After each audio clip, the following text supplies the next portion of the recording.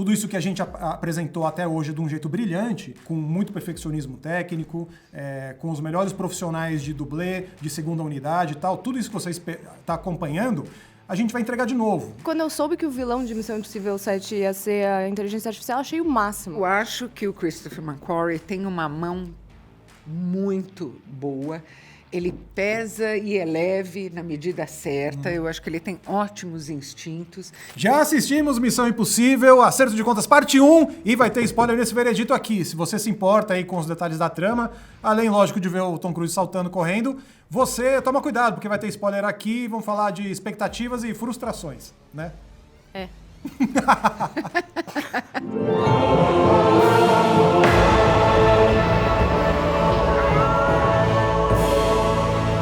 Antes da gente começar com questões aqui, expectativa, o que a gente esperou por esse filme e tal, Isabela, muito bem-vinda, sempre bem-vinda. Muito obrigada. Missão Impossível basicamente está carregando o futuro do cinema e a nossa expectativa, a nossa torcida. E aí, a mãe da decepção é realmente a expectativa, né? Nossa. O pior é que, assim, não só esse filme foi adiado 1 bilhão de vezes, né? Era pra ele ter estreado em julho de 2021. Como essa expectativa tá crescendo desde o lançamento de Fallout em 2018, assim. Então, eu acho que eu cometi um erro de esperar. Eu, assim, acho que eu depositei a minha vida inteira em Missão Impossível e eu vi isso colapsar hoje no cinema. Disappointed!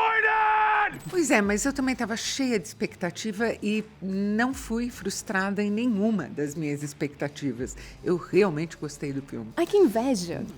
Eu fui surpreendido e eu gosto do filme, acho que ele se sustenta com muitas coisas que eu não esperava, que são um pouco diferentes ali do que a gente espera de Missão Impossível. Missão Impossível a gente sempre espera que você invista totalmente num jogo de ilusão e ao mesmo tempo num vigor na hora de você filmar a ação e você colocar o Tom Cruise realmente para correr de um lado para o outro e isso ser toda a justificativa e todo o motivo do filme, que nem no John Wick. É difícil você sustentar isso, né? E você sustentar que, olha, tudo isso que a gente apresentou até hoje de um jeito brilhante, com muito perfeccionismo técnico, com os melhores profissionais de dublê, de segunda unidade e tal, tudo isso que você está acompanhando, a gente vai entregar de novo. Então, tipo, essa coisa do entregar de novo, eu falo, tá, mas e que mais que vai ter agora aqui, sabe? Tipo, e esse que mais eu acho que o filme patina, porque tem algumas coisas que funcionam, outras já não funcionam tão bem, assim, sabe?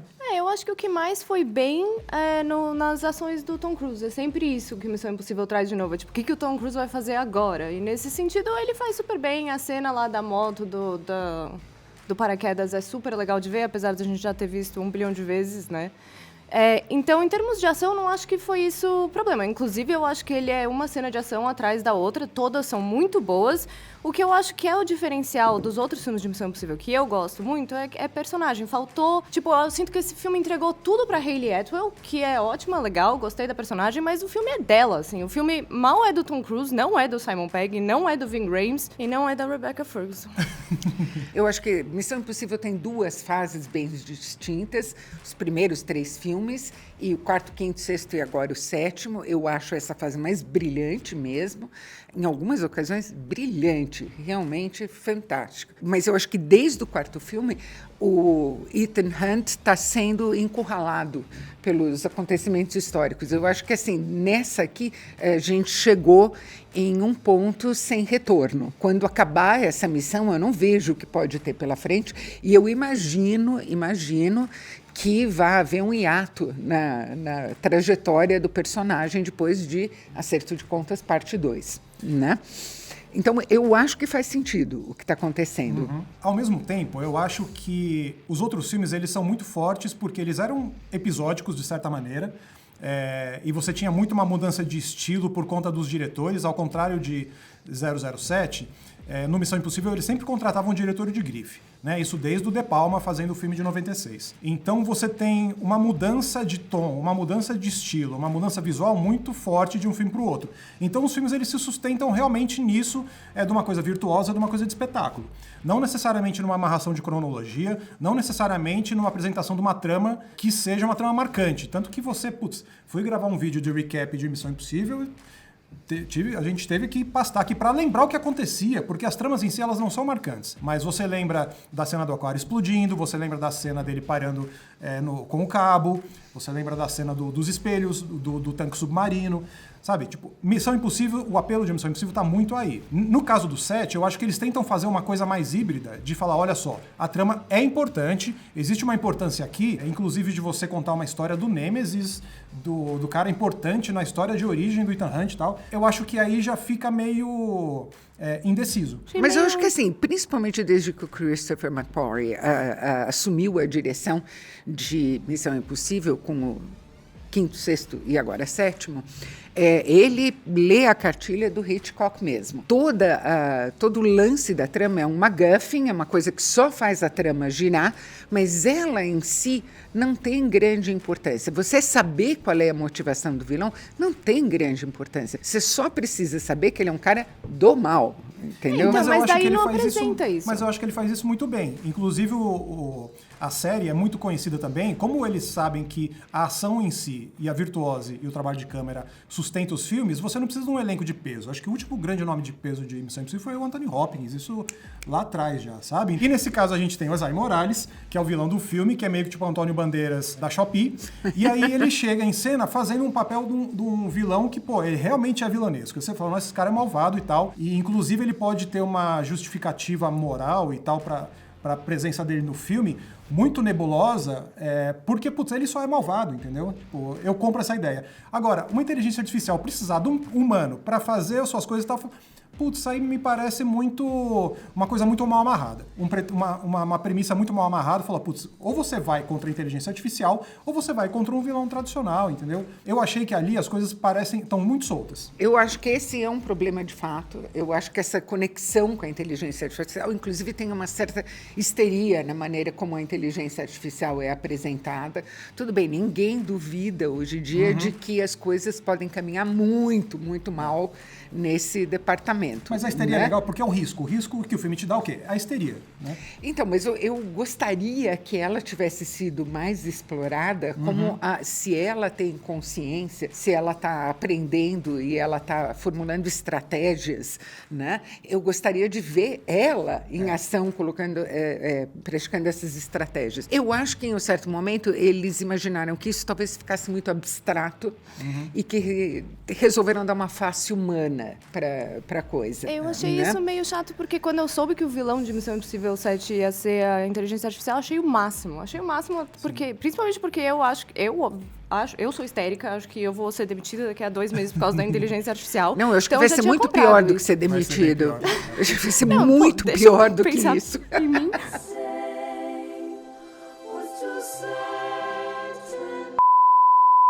Mas, tipo, o pior que a inteligência artificial faz nesse filme, ela faz uma festa. É isso que ela fez, né? Exato, ela faz uma festa, Ela ou dá seja, uma muito festa. humana, muito humana mesmo.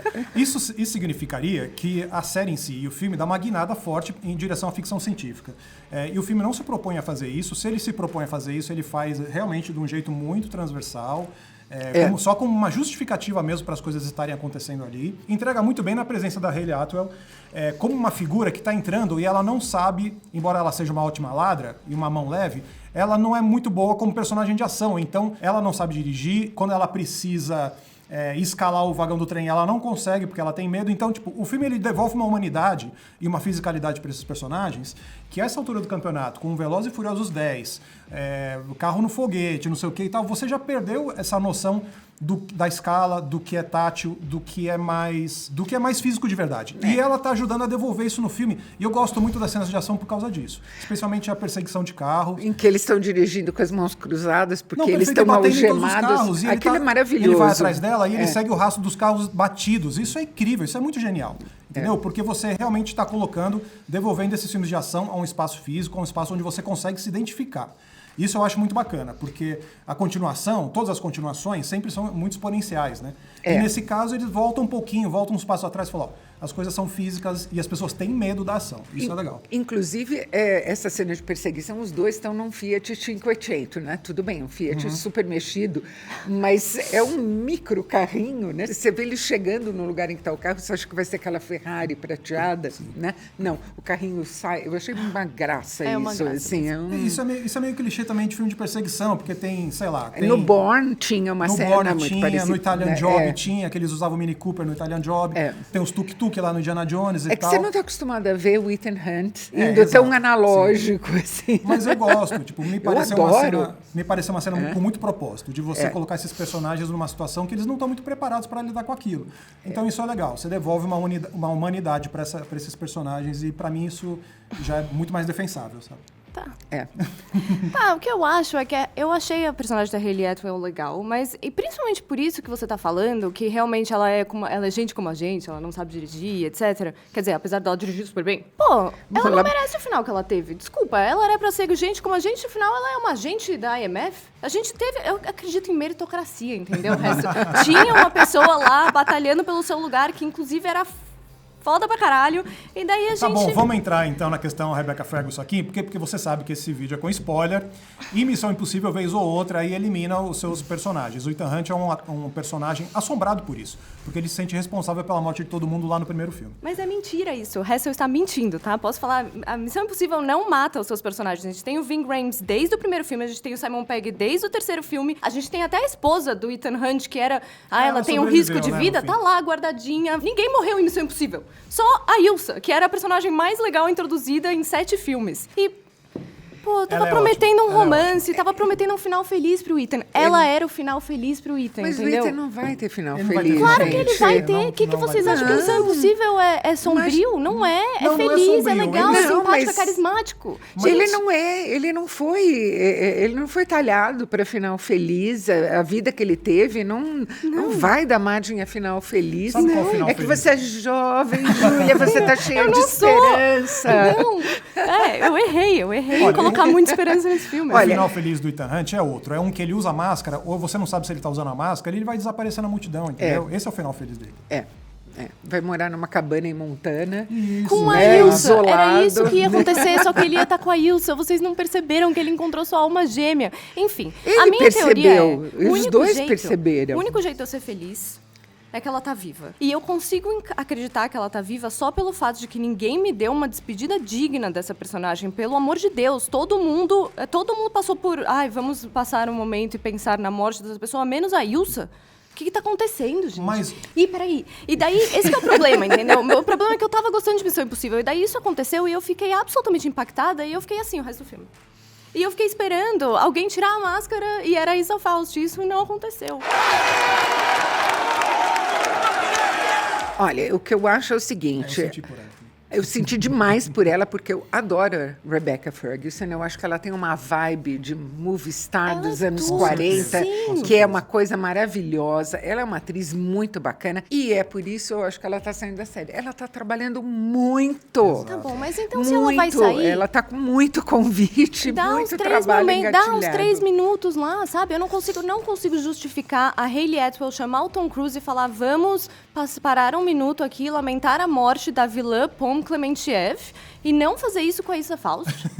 Pelo amor de Deus, tá um trem descarrilhado caindo do penhasco e eles param pra falar: coitada dessa vilã, e não fazem isso com a Ilsa, deixam ela na ponte. O que aconteceu com o corpo da Ilsa, gente? Ó, filme de ação não para, porque ele não pode parar. Esse filme tem 2 horas e 40, é uma missão mais longo, mas filme de ação não para. E esse tipo de despedida acontece antes da morte. Tem toda uma questão de foreshadowing nesses filmes, que eles lamentam a morte, toda uma preparação pra cena, que eles já estão se despedindo da personagem. Não, ela vai voltar. No começo do filme, ela é dada como morta no começo do filme, e aí depois, na cena em que eles têm que escolher, o vilão fala: quem que você quer que morra, não sei o quê. Tipo, toda a preparação da cena da luta de faca na ponta, você já tá esperando durante 20 minutos que ela morra, entendeu? Essa é a despedida. É por isso que eu não consigo gostar da personagem da Hayley Atwell, entendeu? Esse filme ainda por cima fez assim: uma dessas duas vai ter que morrer, hein? E daí mata a Ilsa, e daí sobra aquele Hayley Atwell que... eu não consigo, entendeu? Eu acho que a Hayley Atwell traz uma coisa leve, quase brincalhona. Ela é uma pessoa que curte a pilantragem dela, né? Não é só uma questão de necessidade. Ela adora saber que ela faz tão bem o que ela faz, né? E que ela está passando a perna nos outros. Então, eu acho que tem uma coisa um pouco nova aqui. nesse Missão Impossível, na personagem dela. Eu acho que eles têm que saber ir adiante, eles têm que saber renovar. É até uma maneira de prismar a dificuldade dos stunts que o Ethan Hunt faz, que o Tom Cruise faz, é você colocar uma personagem que não tem essa capacidade. Mas a Júlia era isso. A Júlia fez isso no 3. A Júlia fazia isso no 3, ela voltou e fez isso no Fallout. E aproveitando pra falar do Fallout, deixa eu só ver se vocês concordam comigo. É o melhor Missão Impossível. É melhor que esse? Eu gosto mais do quinto. O quinto também é ótimo, tá bom. O quinto também é muito bacana. É ótimo. Mas muito bacana. o que eu acho que eu senti falta nesse, tentando, assim, esquecer não dá pra esquecer. Deixar de lado a morte da Ilsa por um tempo. Eu acho que o Fallout foi o equilíbrio perfeito entre cenas de conversa e personagem e ótimas cenas de ação. Eu sinto que esse filme não teve isso. Teve cena de ação atrás de cena de ação e em nenhum momento a equipe sentou pra conversar. Nossa, mas tem aquele começo... Primeiro que eu sou tarada pro filme de submarino. Aquele começo no submarino. Foi ótimo. Amei aquilo. Amei. Eu adoro o diálogo de submarino. Demora 2 anos pra sair e sai justamente com o submarino que tá na moda, submarino. Então, e daí isso foi muito implode tópico, o submarino lá. Aquilo pegou pesado. Pegou pesado, achei. Eu acho que o Christopher McQuarrie tem uma mão muito boa. Ele pesa e é leve na medida certa. Eu acho que ele tem ótimos instintos. E vou dizer uma coisa. Quando eu entrei na sessão e falaram vai ser 2 horas e 40 de filme, eu falei, de novo. Quando acabou, eu estava assim, nossa, já? Não, mas tem certos filmes que você meio que abraça. Tipo John Wick 4. Fala 4 horas de filme. Bora. É isso aí mesmo. Não, tranquilo, mas eu estou dizendo, assim, eu juro que eu não senti passar. O filme tem um ritmo tão fluido, mas transcorre tão bem também. Eu me diverti imensamente no cinema. Bom, então muito vamos, mesmo. Missão Impossível tem um padrão alto aí. É difícil falar qual é o melhor filme, porque vocês viram aqui. Bora dar os nossos ovos aqui, as nossas notas, as nossas conclusões aqui. Eu não quero dar Eu posso começar, então? Pode, por favor. O nível é alto. A gente tem um monte de Missão Impossível 4, 5 ovos aí. Eu acho que para colocar as coisas numa medida certa aí, eu acho que eu vou dar 3. 3. Eu queria dar 4, mas eu acho que... até eu dou 4. A gente acabou de ver o filme, então tô puxando um pouquinho pra baixo aqui. Me frustrei com algumas coisas e gostei muito de outras. Se pudesse dar 3,5, daria 3,5. Mas acho que eu vou dar 3, porque dentro da franquia o padrão é muito alto. Eu acho que tá um pouco acima do terceiro filme, que é o pior de todos. Você é fã do John Woo, né? Eu sou muito fã do John Woo. O John Woo manda bem demais. O Christopher McQuarrie, ele tá correndo porque o John Woo antes, ele fez um pique rápido ali pro McQuarrie poder correr, entendeu? O John Woo, ele é sensacional. Eu não sou tão cheia de afeto, assim, pelo segundo filme, não. Acho que o ele primeiro não envelheceu muito bem. Eu acho que o terceiro é subestimado. Eu acho que tem coisas muito bacanas no terceiro. Eu acho que 4, 5 e 6 são nota máxima. E esse aqui eu vou dar um ponto abaixo na nota. 4 ovos, é isso? Então, é de 1 a 5, então são 4 nesse aqui. Tudo bem. Concordo. Eu só não falo que eu concordo plenamente, porque eu não acho que um envelheceu mal, acho um ótimo até hoje. Porque eu gosto bastante da cena da luta em cima do trem, inclusive achei que dá um cor em Indiana Jones, ótimo timing. Só que, a luta em cima do trem do primeiro é muito boa. É excelente. E me fez achar essa menos crível, porque... Eu achei que ia meio uma piscadinha pra si Você não mesmo, fica assim. em pé tão fácil em cima de um trem, fica? Não. Porque eu fiquei em dúvida, porque o Tom Cruise faz tudo que ele faz. Então eu pensei, se ele tá em pé em cima do trem, aparentemente dá pra ficar em pé em cima do trem. Você não deu seus ovinhos, Júlia? Eu dou 4. Eu acho até estranho que eu dou mais que você, mas é porque é 4, é melhor que a maioria dos filmes. Você tá comparando com a maioria dos filmes, eu tô comparando com os outros missões. Então, mas é que mesmo, eu acho que ele tá nos top 3 piores. Mas os top 3 piores Missões Impossíveis são ainda ótimos. são ótimos. São ótimos. Bom, mas é isso. Missão Impossível, mesmo quando dá uma patinada e tal, o nível continua sendo muito alto, certo? É verdade. Altíssimo. Mas a expectativa continua alta também. Diga aí, se a sua expectativa tá alta pra Missão Impossível, a gente esperou um tempão, né? Poxa, o Fallout saiu em 2018, você falou? Nossa, 5 anos já, pelo amor de Deus. Teve uma pandemia no meio, né, pessoal? Tem uma pandemia no meio. Mas olha só, diga aí nos comentários o que você tá esperando desse filme novo aí, ó. O Ethan Hunt corre, viu? Ele corre as colunas, corre com a fumaça, corre em cima do aeroporto. Coisa linda de ver, viu? Um beijo pro Tom Cruise. Tá sem tempo aí de maratonar toda a franquia Missão Impossível antes do lançamento de Acerto de Contas, o 7º filme da série? Calma que eu fiz isso por você e nesse vídeo vou te ajudar a relembrar todas as maluquices que o Tom Cruise fez no decorrer da franquia.